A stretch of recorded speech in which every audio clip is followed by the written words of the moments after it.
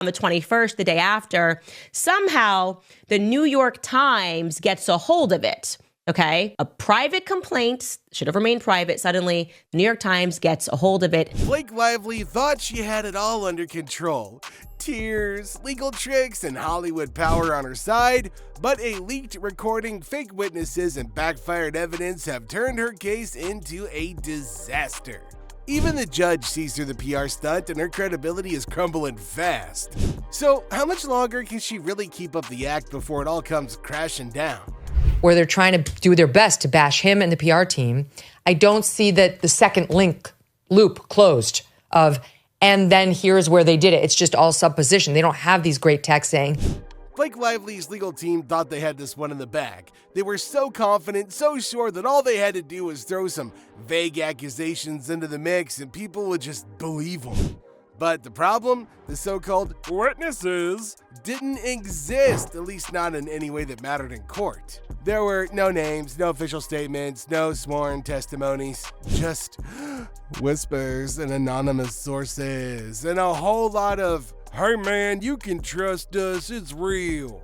Reportedly shot in May 2023, showed that what took place on set doesn't match claims of sexual harassment. Even the media, which usually eats up any kind of Hollywood scandal, took a step back. Now, some outlets flat out refused to run the story because, well, it didn't even have a shred of credibility. And man, that says a lot. Even the gossip-hungry press isn't willing to publish your claims. You know something's wrong. The legal team tried to push these anonymous actresses who supposedly had similar experiences with Baldoni, but when asked for actual proof, zip zilch nada, not even initials. Just vague statements designed to stir up controversy without any legal weight behind them. It was all smoke and no fire. This rises to the level of what we'd almost call a smoking gun. And you know, what you're trying to prove in the defamation case is that you actually suffered damages related to whatever you were defamed about or whatever was mistruth about you. And then came the infamous smoking gun video, Blake's supposed golden ticket to taking Baldoni down. Man, she hyped it up like it was the kind of evidence that would end his career in a heartbeat. She made it sound like something out of a true crime documentary. Disturbing, undeniable, and utterly damning. Yeah, her team played it up so much that people started to believe that it might be true. The moment that would prove everything she'd been saying. But when the full video finally leaked, total backfire. Instead of traumatized, unwilling participant, Blake was seen laughing, smiling, and fully engaged in the scene. She wasn't uncomfortable, she wasn't trying to get away, she was participating. The very same footage she had called damaging showed the complete opposite of what she claimed. And that's when people started to question the entire case. If she was willing to twist this video to fit her narrative, what else was she exaggerating on? Judge Lyman had a zero patience with Blake Lively's legal circus.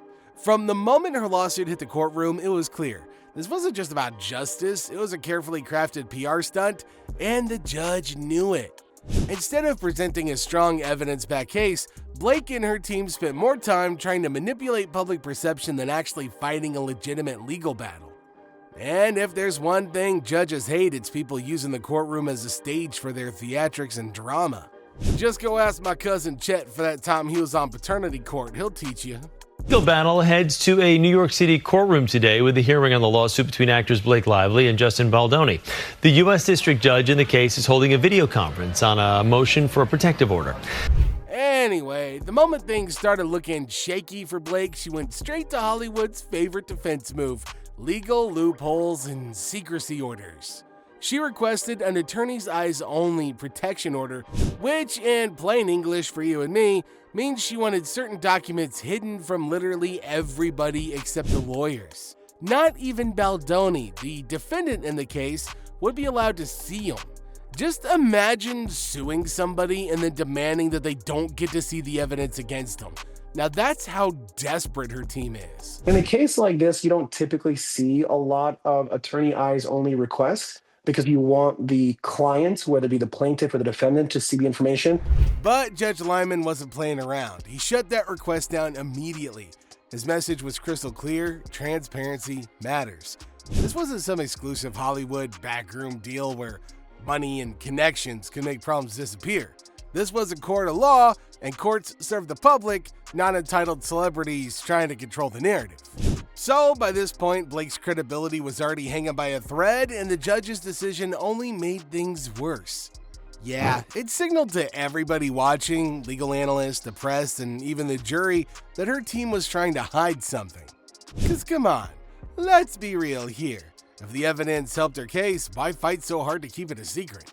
So I have to admit, I don't keep up that much on Hollywood. But even I caught wind of the Blake Lively, Ryan Reynolds. If Blake Lively's case wasn't already falling apart, the leak to Ari Emanuel audio was the moment it all went up in flames. Ari Emanuel, one of the most powerful talent agents in Hollywood, was caught on tape admitting that Justin Baldoni was blacklisted not because of anything he did, but because he was associated with the wrong people. And by wrong people, he meant Blake Lively and Ryan Reynolds. It just seemed like I'm just there to be the actor and ready to get the gig. I wouldn't reveal that I actually need to have authorship in order to feel fulfilled. So I think that for them, sometimes that might have felt like a rug pulled. Now, this wasn't some wild rumor or tabloid gossip. This was hard evidence straight from the mouth of one of Hollywood's biggest power players. It confirmed what a lot of people had suspected for years. The entertainment industry isn't just about talent, it's about connections, influence, and backroom deals. Careers aren't always made by skill alone, and they can just as easily be destroyed by the wrong friendships. Of course. Look, I mean, I think the entertainment business is a business, right? And so if you have somebody who has a significant amount of power in the industry and has the ability to tell stars not to go on your podcast in the future.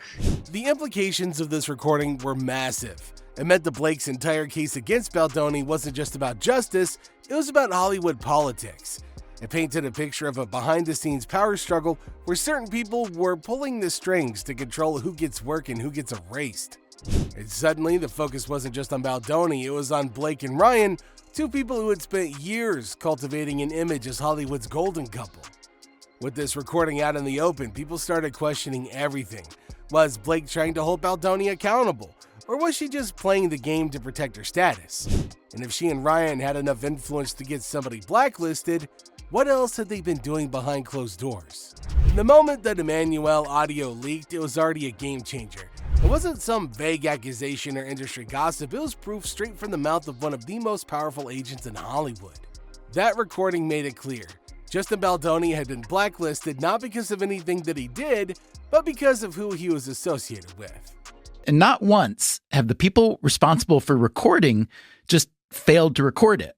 But tonight, that's apparently what happened. And just when people were wrapping their heads around this bombshell, something even crazier happened. The Freakonomics podcast episode that aired the recording mysteriously disappeared.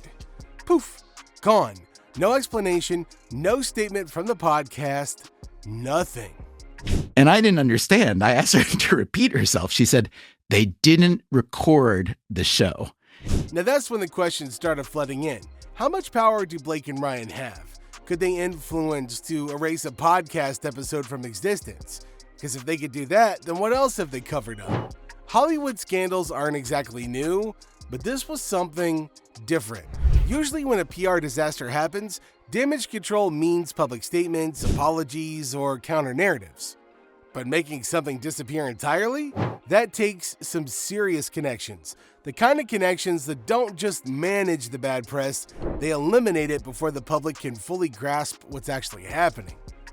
But there was one major problem with this attempt to bury the story. It was already way too late.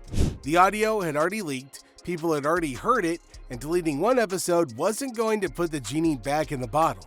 If anything, the disappearance only made people more suspicious. Instead of shutting down the conversation, it added even more fuel to the fire. So, what's your take on all of this? Let us know in the comment section down below.